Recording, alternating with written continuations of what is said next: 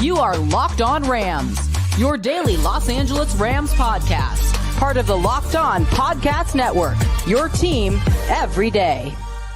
Welcome in Crossover Thursday. Alex Clancy, Locked On Cardinals. Travis Rogers, Locked On Rams. Thanks for making Locked On Crossover Thursday your first listen, free wherever you get your podcast and on YouTube, part of the Locked On Podcast Network, your team as every day. Today's episode of Crossover Thursday is brought to you by PrizePicks. Go to prizepicks.com/LockedOnNFL and use code all lowercase LockedOnNFL to win $50 instantly when you play $5. Travis, at Travis Rogers on Twitter, Clancy's Corner for me on Twitter. Two teams, 0-1, close games. Two of the more fun games we saw in week one, where there's just a bunch of crap box football being played, which is pretty much, week one of the preseason for the NFL, when most teams sat their starters. So everybody getting the kinks out, and some teams lost, even though they were in a position to win, both of whom the hosts of those teams are hosting this crossover. Travis, going into week two at State Farm Stadium, the overwhelming theme for the Rams is who won't be playing and who will be stepping in, namely the offensive line and the wide receiver core. Let's start on the offense. Puka Nacua, obviously the name went down pretty quickly in week one, had an injury. You'll talk a little bit about that. What is this wide receiving core going to look like with Puka out alongside Cooper Kupp? Well, I don't know if you're ever going to be not worried when you lose a player like Puka Nacua. He obviously had that unbelievable season a year ago. He was a huge part of what the Rams do offensively. He's a great, culture guy. He's incredibly physical. He's tough. He's just somebody that you love to have on your team. That being said, I think that the Nacua injury specifically is something that they're going to be able to manage beyond just bare bones stuff. They do have Cooper Kupp looked like Cooper Kupp a week ago. He's back, or at least he was for a game. So that's incredibly encouraging. And not only was he back, but he was back when everyone in Detroit knew that he was really kind of the only option, and he still torched some guys. So that's really good news. Demarcus Robinson is a quality NFL wide receiver. Is he going to light it up? Probably not, but he's going to be where he's supposed to be when he's supposed to be there. Somebody that Matthew Stafford can rely on. Tyler Johnson is a guy that I think we've seen enough of in preseason and a little bit in that Detroit game that he can make some plays. So that's good news. Jordan Whittington, the rookie that they got out of Texas, super fast, would have scored a touchdown a week ago if not for a holding penalty that kind of brought that back. And it wasn't one of those holds that sprung the play. It just was, it happened along the way. So I think there's some options there. You hate to see Nacua go down. I've been skeptical about the injury going all the way back to camp because anytime somebody tells me, oh no, everything's fine, he's just not practicing. Well, if everything was fine, he'd be practicing. So, they don't add up. So he plays a half of football and he's down. Obviously they put him on IR for as quickly as they did. So it's something. So I don't think you can just brush it aside, but I think there are options there. The options on the offensive line are far, far less. And I think, they go through the names of people who are going to be out. I mean, obviously Joe Noteboom, there are some more notable names. Like, what is this offensive line going to look like without the key pieces? How many starters are going to be playing on Sunday? 2. and maybe a third. So here's what it is. I'll go left to right. We'll start at left tackle. Alaric Jackson is still serving a 2-game suspension. So he is your starting left tackle. He will not play again because he's ineligible to play. He's not coming off the suspended list until week 3. His backup, Joe Noteboom, also placed on IR. So he's down for 4 weeks. The guy that plays after that, or at least did last week, was A.J. Arcuri, who has spent his entire NFL career basically on the practice squad. That on Sunday night was the first time he's ever really had to play in an NFL game in a meaningful way, and he got abused. It was a very, very weak league now. Now, Aiden Hutchinson was the one that was picking on him. Pretty good football player, so that was a bit of a mismatch. So I don't know if Arizona has a player of that caliber. I don't think many teams have a player of that caliber. So that's one thing. So move one spot in. Jonah Jackson was supposed to be their left guard and is their left guard. But Jonah Jackson was their left guard until they moved him to center about a week ago. And then he moved out of center about a week ago, back to left guard, or from left guard to center to replace Avila. So he's back at left guard. He's at least where you thought he would be when this team started camp. Go to center. It was Steve Avila who was going to be there for, all season long, played every snap last season at left guard. They wanted him to be the center. They moved him over. Everything was wonderful. And then about a week before the season, they said, no, we're sending him back, which is kind of one of these, right? A head scratch, like, huh, what are we doing? He didn't last a half. So he's out. He's on the IR as well. So he's down for the next 4 weeks. Go one more spot. And now Bo Limmer is your new center. He is a rookie out of Arkansas, drafted in the 7th round. Okay, great. So you got a third stringer, a starter, a third string rookie, and now I keep moving. Kevin Dotson at right guard. He was terrific. He's the best offensive lineman that you have right now. And then right guard, Rob Havenstein, or right tackle, I should say.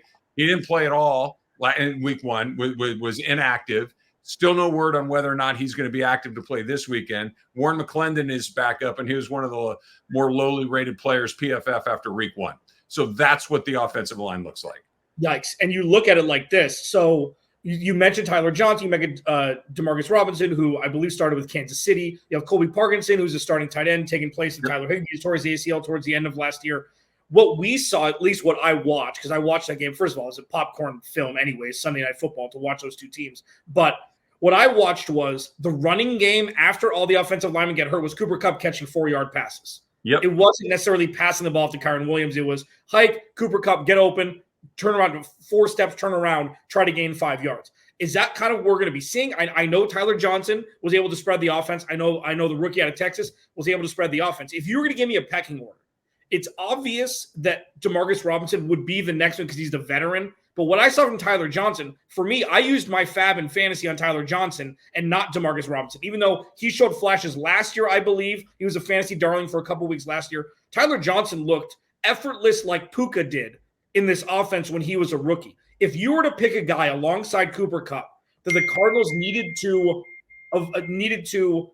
bracket more than the others, who would that be of them, including the tight end? The tight end. I think that's the answer to the question. Yeah, it's Colby Parkinson. It's interesting because with Sean McVay's teams, since he's become the coach of the Rams, the one thing they really haven't had is a tight end that they've used as an offensive weapon a lot. Higbee's had some moments here or there where he'll have a nice game and then he kind of fades back and then he'll have another nice game, but he's never really been a weapon that they used.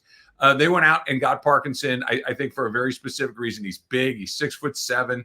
They hit him a few times in this game, but knowing that Puka's not going to be there, knowing that Cooper Kupp is going to draw the attention that he's going to draw, I think that Parkinson would be the guy that I would pick next to be the guy that they go to because, simply put, there's not enough time to use the wide receivers in the way that you would typically use them. I think what the Rams are going to do, and I think you're right, Alex, is that they're going to use very short passes, get the ball out very, very quickly because Matthew Stafford, the only reason that game on Sunday night was a game is because Matthew Stafford's still that good that he can make stuff happen in really short periods of time.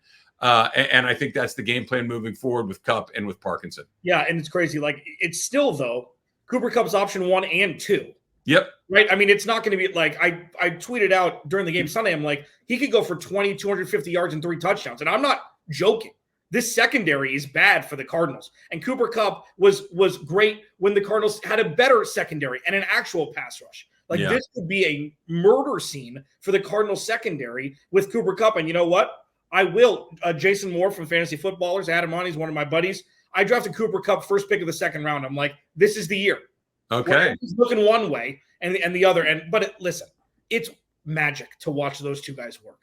And all they've done is magic against the Cardinals over the last handful of years, ever since Cooper Kupp, rose to prominence. Quickly, before we pivot to the Cardinals, Braden Fisk and the other rookie, Jared Verse. Yeah. Defense kind of faceless at this point without Aaron Donald. Obviously, Jalen Ramsey's moved on. John Johnson's there over the top, but not a lot of memorable names so far. No. Talk to me about this defense quickly before we pivot over to the Cardinals in the next second. So not only are they faceless because of the two guys that you mentioned, and Donald, more recently, and Ramsey before that, Ernest Jones was supposed to be the guy to kind of carry the torch for this team as far as a leadership role, the green dot go. They traded him 5 minutes before the season started. So he ends up in Tennessee, so he's gone. I think you said the two names. I think Fisk and Verse are the two guys that you look at. Verse looked really good for his first game in the NFL. And I say this not to be derogatory, but just simply as a state of fact. For somebody that doesn't know what they're doing yet, he was pretty good. Yeah. He impacted that game. He gave Penny Sewell the business a couple of times in that game, and that guy's an all pro, and he did a really good job there. So I think, when you and I talk, when the Cardinals and the Rams play later in the year, I think there's going to be a lot of Jared Verse talk. Fisk isn't an interior lineman, so he doesn't pop quite the same way that somebody on the edge might. But I was pleasantly surprised by that Ram defense for what you said. They played against one of the best teams in the NFC in Detroit, and they gave up 20 points in regulation. That's pretty darn good. Pretty good. And pivoting to the Cardinals now on the other side, the Cardinals decided to draft Marvin Harrison Jr. number 4 overall instead of trading back and maybe drafting a defensive guy like Jared Verse and one other if they were to get packaged with the Minnesota 2 first-round picks. What does it look like for the Cardinals? Is it a big deal that Marvin Harrison Jr. only had 1 catch for 4 yards last week? We'll discuss it. Spoiler alert, no. But next, we'll talk about that. This episode of Crossover Thursday is brought to you by our friends over at DoorDash. Okay, so I work from home, and I don't have time to make myself meals a lot. I don't have time to, go grocery shopping and get in the kitchen. I know that DoorDash is there for me all of the time, okay? Game day tomorrow, game day Sunday with the Cardinals and Rams. If you want to just sit around, get your man cave ready, get Sunday ticket on, and just be ready to rock and just order some food, DoorDash has a litany of restaurants that are just an absolute, just click away. So you open the app and it's all there for you. And it's the most beautiful thing. Like for me, DoorDash, Julio's 2, one of the best Mexican restaurants here in Scottsdale. Postino is if you like lighter fare. There's so many different restaurants, a huge spectrum of them. For game day, they have you covered over at DoorDash. Use promo code LOCKEDFALL24 for 15% off up to a $10 value when you spend $15 or more on your first order. Limited time offer. Terms apply. Promo is not valid for orders containing alcohol. DoorDash, your door to game day greatness, your door to more. Download the DoorDash app now to order your game day favorites. Must be 21 to order alcohol. Drink responsibly. Alcohol available only in select markets. Travis Rogers, Locked on Rams. Alex Clancy, Locked on Cardinals. Crossover Thursday, week 2. Travis will know this because for some reason I always say this when we do the crossover. Appreciate football. Week 1's already gone. I know. This is like one of those things where don't wait until, like week 12 where it's like, oh, crap, there's only 6 weeks left. Appreciate it now. It's going to go before you know it. It's going to be Christmas before you know it, and then your team's either going to make the playoffs or not. Appreciate it now. Okay, it's like going on a golf trip with your buddies. That planning it is nearly as fun. You get to the first tee and it's like it's almost over. Yeah, right. Exactly. We just got here. Yeah, so savor it. I'm with you on that. Exactly, especially for Rams and Cardinals fans. It's like we have no idea what the hell's going to happen this year. It's going to be super exciting one way or the other. It'll be exciting. Another thing that's exciting is the new Locked on NFL is here. Locked on NFL is now 2 shows every day. First, Madman Tyler Rowland kicks off your mornings with a double shot of NFL espresso, and then stop by the barbershop with Tony Wiggins for some real NFL talk. Add in the Locked on local experts, and you get unprecedented NFL insight, hot opinions, detailed breakdowns, all in 30 minutes. You can hear me with Tyler Rowland every Monday morning. We give our thoughts on the last slate of games. It's always fun to do. It's new Locked on NFL, and it's twice a day. Make the Madman Tyler Rowland and the barber Tony Wiggins your second listen at the new Locked on NFL on YouTube or wherever you get your podcast. So I'll take the lead here with the Cardinals. It was an interesting week 1 for the Cardinals. They wound up 17-3. They were in control for 55 to 60% of the game, and then Josh Allen started to Josh Allen. This defense started to defense, and then the Cardinals lose 38-24. Let's start with the hot button thing here. The Marvin Harrison Jr. wide open and Kyler Murray not finding him. If you watch the film, there's a lot of people who are a lot smarter than me that broke down that game film that I watched that had Kyler Murray looking well beyond Marvin Harrison Jr. while he was wide open. He was his first option, looked away, had pressure in his face, much ado about nothing. Travis, you've been in this business a long time, with ESPN LA a long time. You look at a young wide receiver like Marvin Harrison Jr. What is the learning curve for somebody who hasn't played in the preseason, hasn't played with Kyler Murray on the field before you start to be like, like how many games until that happens? Yeah, it's a really good question. I think, and I don't know the Cardinal coaching staff quite the way that I've become familiar with the Rams coaching staff over the year, but I kind of go by what I'm hearing them say during the preseason, because I'll give you 2 really good examples. that with the Rams, before anybody knew who Cooper Kupp was, he was just a guy they drafted out of Eastern Washington. It's like, yeah, okay, we'll see what happens. And every time Sean McVay would talk about the receivers as a group, he would say, and don't forget about Cooper Kupp. He's going to be a difference. And he's like, really? Eastern? Okay. He was right. Yeah. The only other wide receiver that he's talked about that's coming to camp, Puka Nacua. That before anybody knew who Puka was, it was, I know he's 6th-round pick or 5th-round pick for Puka. He's like, I know but I'm telling you, he's a different guy. So you have expectations. With the other players that they brought in at that position, for me at least, it's, I don't know, half the year before you really feel like, okay, is he in the wrong spot? Is he where he's supposed to be? Are he and the quarterback not on the same page? So for me, I think it's about a half a year. Certainly by the time you get into the second half of the season, they should be on the same page, the quarterback and the receiver. Yeah, and I mean, I think it's tough. It's tough with Justin Jefferson. Justin Jefferson popped in week 4 in his 4th game. Jamar Chase and Joe Burrow play with each other in college. It's kind of a cheat code. It's difficult to compare Marvin Harrison Jr. being drafted as a top 5 pick with an offense that's going to be a run-first offense. They've got a good tight end already. They got James Conner. They drafted Trey Benson. I've always thought that Marvin Harrison Jr. was going to be the 3rd option out the gate. And I don't think that that's a huge oversight where it's like, listen, he's got to learn the NFL game. Everybody knows the defense bracketed him in week 1. He's going to get that. And what the Cardinals need to do is run the ball so well and get the ball to Trey McBride and Greg Dortch so well that he's going to have to get 1v1 looks from quarterbacks. And I think it's going to take some time. And the outrage of Cardinals fans, the biggest line, which makes me want to throw up, but it's, if you're going to draft a Maserati, why would you keep him in the garage? It's like, it takes time, man. This isn't, I said yesterday, this isn't Madden. It's going to take some time. And it could be this week. It could be against Detroit. The Cardinals have a murderer's row schedule until they're bye in week 11.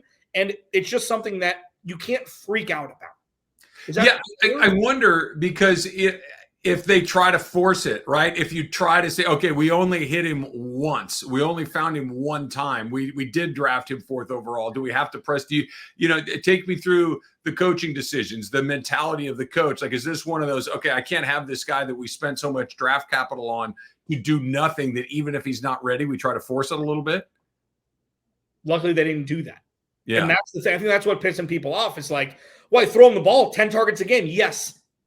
Relax. He still has a pacifier in his NFL career. He's a young man who's going to do great things. Just because it's not week 1, it's like watching the first 10 seconds of a preview of a movie and saying, nope, this movie sucks. It's like it has no rationale to it. But understandably, you'd much rather see 5 for 40 or 4 for 50, something like that. When you see a pulse, he had 1 over 10-yard route run. Kyler Murray threw it to him. He dropped it. That was his first target as an NFL player. He dropped it. It's okay. The wide open pass, yes. Kyler Murray didn't see him. It's going to be fine. Like, the fact that the Cardinals were in a game 38-24 down the stretch with the ball, and they were a questionable non-pass interference call on Greg Dortch away from having the ball 1st and 4 with a minute left. It's like, that's a win. It doesn't seem like it, but it's a win, right? I agree with you, because I had a similar sense with what happened, not because it was a rookie or anything else, but the Rams were on the road against a really good team. They lost their entire offensive line. They lost their number 1 wide receiver, or at least wide receiver 1A. They were behind by 14 points in the second half, and all of a sudden you're like, I think they're going to win this game. It was terribly disappointing that they didn't, because it did feel like they kind of gave one away. But when you kind of put it in a different context, it's like, yeah, that's okay. On the road to that team with one hand tied behind your back, you would have liked to have won it, but that they didn't. That wasn't okay, this team's dead in the water, they're screwed. It wasn't that at all. That was a pretty darn good showing, despite the fact that nothing really went the way that you were hoping it was going to go. Yeah, and quickly here with the defense before we pivot to pass to victory for both teams in the final segment. The Cardinals' pass rush was statistically the worst in the NFL in week 1. They got 0 pressure on Josh Allen. They had 3 flybys that could have been sacks, which would have obviously bolstered the numbers a bit. I'm worried, here's the thing, and I'll talk about this more in the next segment. I'm worried that the Cardinals' pass rush won't be able to get pressure against this version of the Rams' offensive line.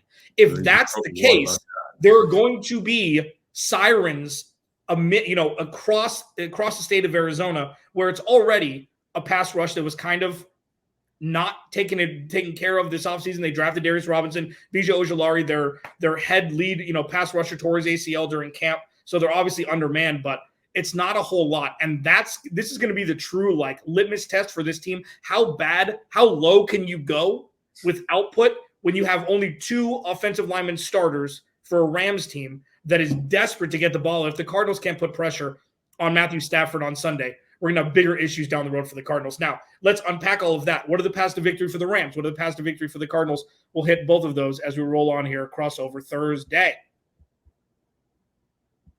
This episode of Crossover Thursday is brought to you by our friends at FanDuel. You've heard us talk a lot about them. They're America's #1 sportsbook, so why wouldn't we? Well, we've got something a little bit different for you. Now through September 22nd, all FanDuel customers can bet $5 and get a 3-week free trial of NFL Sunday Ticket from YouTube and YouTube TV. If you don't have Sunday Ticket yet, if you haven't had a little glimpse of it, it's like Christmas every Sunday. It's absolutely incredible. All you'll need to do is bet $5, you get 3 weeks. Then with the YouTube base plan, you'll be able to watch every regular season game Sunday afternoons, every single one of the out-of-market games. It's absolutely unbelievable. All you need is a Google account and a current form of payment, and you can cancel anytime. And if that's not enough, be sure to check out FanDuel's Profit Boost in the app and use it for FanDuel's double your winnings for all of Sunday, 9:15, the pregame moneyline bets. Profit Boost will be live starting Thursday, 9/12. View your account page now to learn more about the boost. Just visit FanDuel.com. Download America's #1 sports book. All right, Travis Rogers, Locked on Rams, one of the dynamic duo. You and Dougie over there do a great job. Alex Clancy, Locked on Cardinals, at Clancy's Corner _ pass to victory here. I know one's going to be Cooper Kupp, but so let's start with that one. Let's start with the most obvious and then go through the other 2, what you think the 3 biggest pass to victory for. Yeah, if I'm ranking them, Alex, I think the number one thing is what we were talking about last segment. It's what all of my everydayers will hear me talk about. I right before the season started, and this was before, everything went haywire with the Rams up front. Football is super complicated if you want it to be. It's also super easy if you want it to be. If you can't protect your quarterback or control the line of scrimmage, you have no chance. It is simply, if your line is good, you're probably going to be okay. If it's bad, it's probably not going to be okay.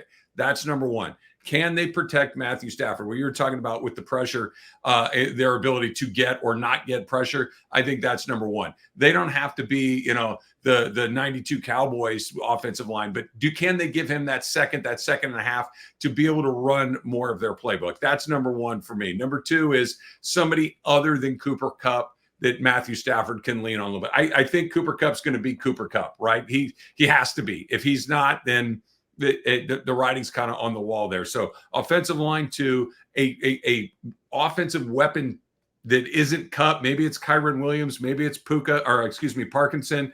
I think those are the 2 most likely candidates. I'd like to see Blake Corum play a little bit. He didn't touch the field once against the Lions, so maybe there's another candidate right there. And the other thing is what we talked about a second ago too, is that defense. They're not going to take the ball away a ton. They're not going to have a million sacks. They're not going to be somebody that we're talking about the way that we talked about Aaron Donald for a decade. They don't have one of those, at least not yet, and probably never again, because the guys like that don't come around very often. You throw up another 20 spot, you probably win, right? Like I think if this Rams defense gives up on average somewhere between 17 and 20, 21 points, somewhere in there, they're in pretty good shape. It's not going to jump off the page at you, but the Lions, Amon-Ra St. Brown, had 4 catches. Yeah. Sam Laporta had 4 catches. These are 2 of the most dynamic players in the league at their position, and they really were pretty quiet against the Rams. So if that defense can quietly continue to kind of stifle the opposition, I think that's the 3rd most important thing. Before pivoting to the Cardinals, is Kyren Williams, was that game flow that he wasn't this guy? Is this like an overstated thing because he was kind of a darling last year? Is he going to be a bell cow guy? And I hate bell cow. Bell cow and gunslinger, I can't stand. Anyways, but is he going to be that one alpha in the backfield, or is this kind of like because you haven't talked about him at all today? This has been about Cooper Kupp in the past game more than anything. Last year when he was good, the Rams didn't lose.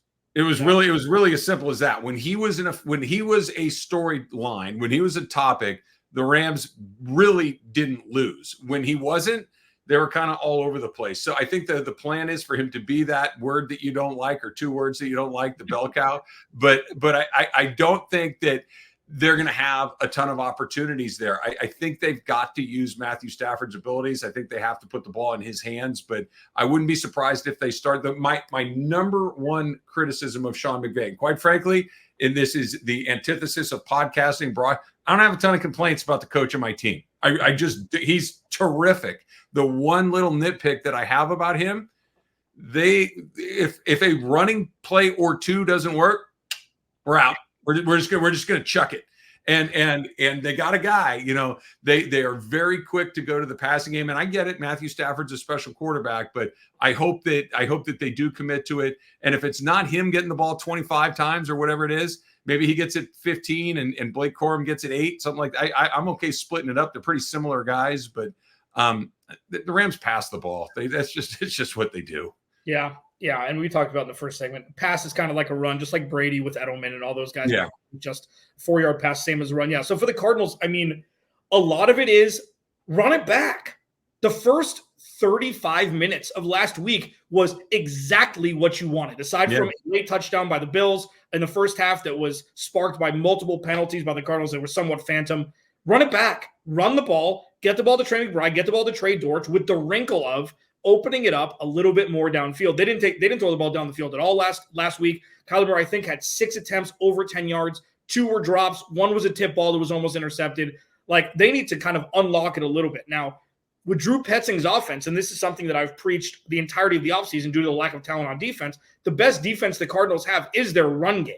So it's hard for me to understand why they would go away from running the ball on first, running the ball on second, throwing on third if need be to be able to milk clock, keep Matthew Stafford on the sideline, and give themselves the best chance to win. But for me, it's do the same thing as last week, just unlock it a little bit, and definitely get Marvin Harrison Jr. involved, number one. Number two, Kyler Murray needs to be more Kyler Murray-ish. He needs to be outside the pocket more. He had good pocket presence, even though people didn't think last week. He took a couple sacks. He needs to get out of the pocket and just it's the Tony Romo spin. Just get the hell out of the pocket. Things that make other teams quiver. One of those is that from Kyler. And one of the things that with Murray specifically you're talking about, the reason that Murray as a Rams person was never super scary to me is because we had Aaron Donald. Yeah, Aaron Donald, it's crazy to sound, he's as fast as Kyler Murray. He could catch him, right? So it's like, okay, go run around. 99's going to catch you and break you in half. Go knock yourself out. I don't care. He's gone. Yeah. And now, so the quarterback that can run around like that, I think, is a very different animal than it's been previously because Aaron Donald is not there. Yeah, and what we saw for week one was Kyler Murray was doing it circumstantially. I think he had one design run for him, but the rest is he looked very smart with the ball. He looked like the old Kyler Murray, and that is something that he needs to be more special. I said that he needs to be an elite game manager with special in him. There wasn't a whole lot of special.